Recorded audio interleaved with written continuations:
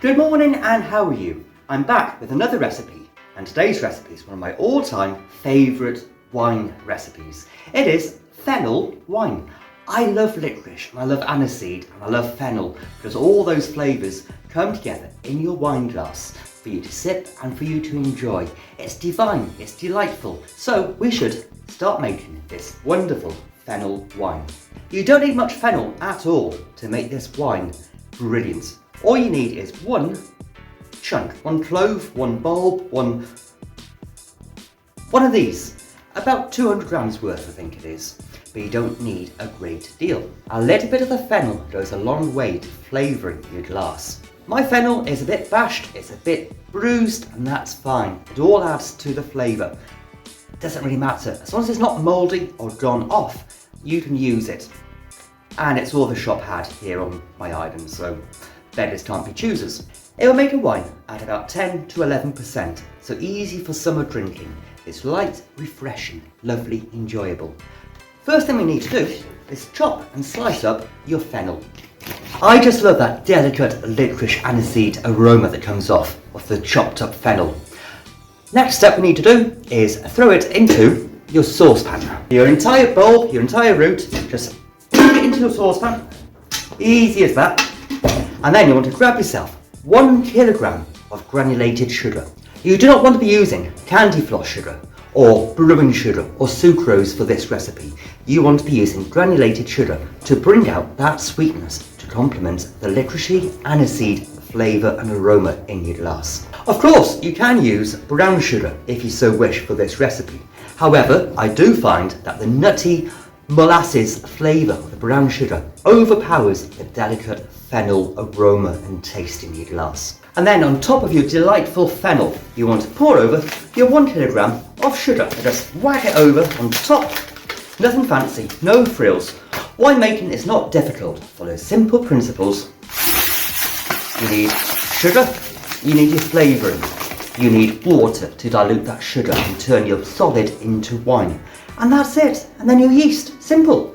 So on top of that sugar and that fennel, you want to pour over 2 litres of boiling water and get all that sugar dissolved and brilliantly working with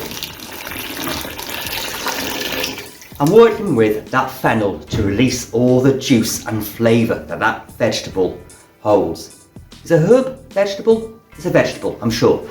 Anyway, give that a good stir around. Get that sugar dissolved in to the hot liquid. Now, I find that when I've made this wine before, it does lack a bit of after flavour to it. It's very licoricey, aniseedy on the tip of the tongue, but it does lack those high notes on the back of the tongue.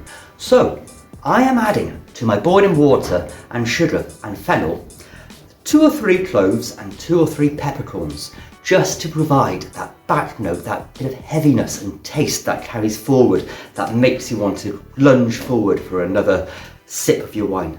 Nice word, that, lunge. So I'm simply dropping in 3 peppercorns and 3 cloves, just for a bit of spice to enhance and add to that aniseedy fennel flavour. If you don't like cloves, if you don't like peppercorns, don't add them. They are not essential.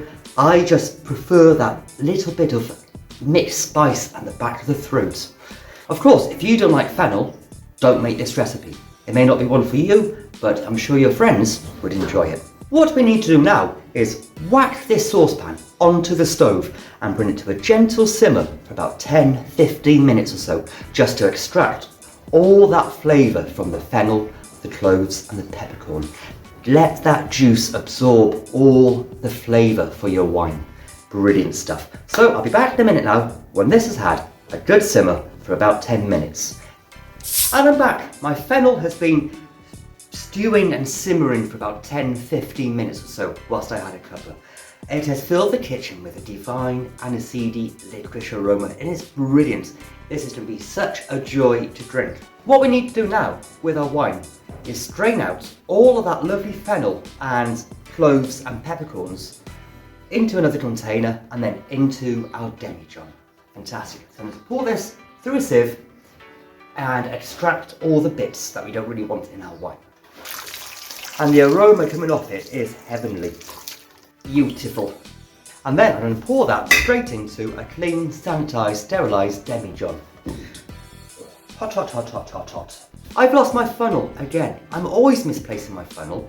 It wasn't with my stuff that I washed up after yesterday's brew session, so I do not know where it is. Oh well, I'll just have to do the old-fashioned way of pouring and hoping. It will naturally make a mess.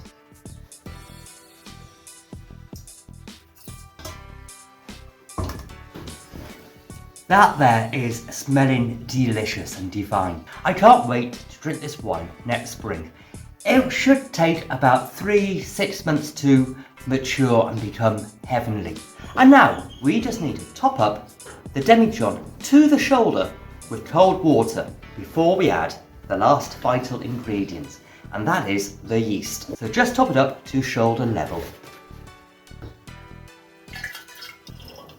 So now, the last thing to add is the yeast. I find that there is no need to add citric acid to fennel wine. It does contain enough of the acidity that the yeast needs, and to impart the vinosity, you don't need any added extra citric acid or lemon juice. So it's a very simple recipe to follow. So it is a very simple recipe to follow and to make and create. So just pour in your yeast. Any type you like, even bread yeast works well with this recipe. And then, the last thing to do for this stage is to insert your airlock into the demijohn and let it stand and start fermenting. In a few days' time, come back to the wine and top it up to the neck with more cold water. It will then sit there and bubble away and ferment and become delicious. You'll want to rack it occasionally. There shouldn't be too much build-up of sediment, only the dead yeast cells, because there isn't much in this in way to give it pulp like banana. So if you've enjoyed this video about making fennel wine, why don't you subscribe to the channel for plenty more videos about homebrew, winemaking, country wine, all sorts of interesting, weird, wonderful recipes. And I'll see you all soon, and you have fun now. Bye bye.